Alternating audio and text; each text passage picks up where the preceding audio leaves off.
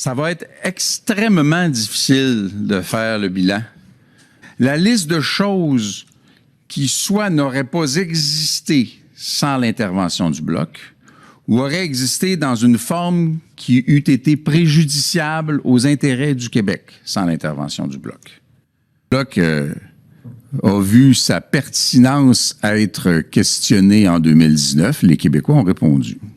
Son utilité. On en est à quelques détails près de l'adoption d'une loi qui va protéger le modèle beaucoup québécois de la gestion de l'offre. Félicitations.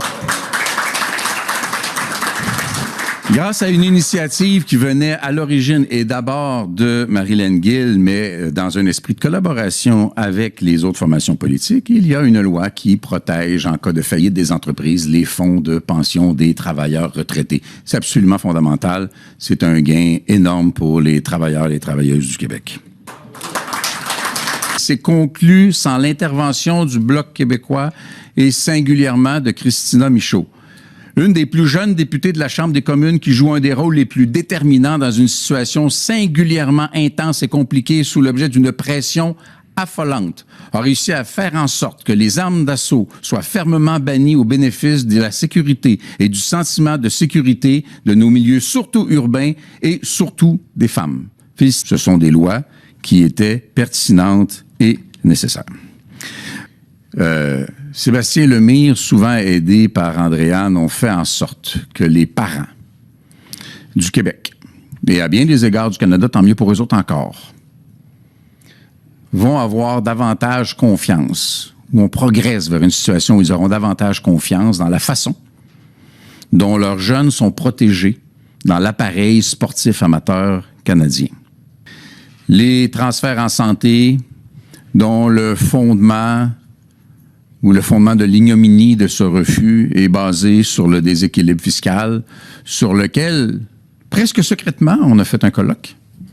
On va continuer à en parler pour que ça se rende aux gens, pour que les gens redécouvrent l'enjeu dramatique du déséquilibre fiscal.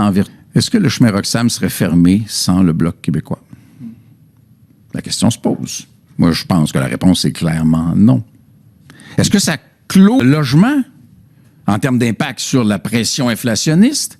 Et personne ne leur a dit, dans bien des cas, que c'était une société francophone qui faisait la promotion de cette idée d'égalité entre les genres, quelle que soit la façon dont les gens se définissent, et que la laïcité de l'État est la meilleure garante de cette égalité-là. Il faut le dire.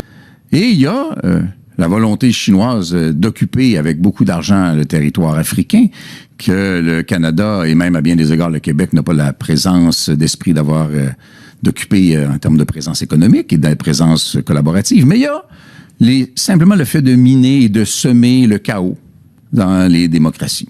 De toute évidence pertinent, il est sans équivoque utile. Je crois qu'il y aura de plus en plus de gens qui réalisent finiment. Et là, c'est mon ami Alain Terrien qui va venir compléter l'exercice avec moult détails. Alors, merci, chef. Écoutez, honnêtement, quand on s'est rencontrés pour parler du bilan, on était un peu mal pris parce qu'on a un bilan extraordinaire, conscient que la clause dérogatoire soit respectée. Alors, on s'est tenu debout dans les débats pour justement faire en sorte que des lois comme la loi 21 ou la loi 96 qui ont été votées par l'Assemblée nationale soient respectées par le gouvernement fédéral. Et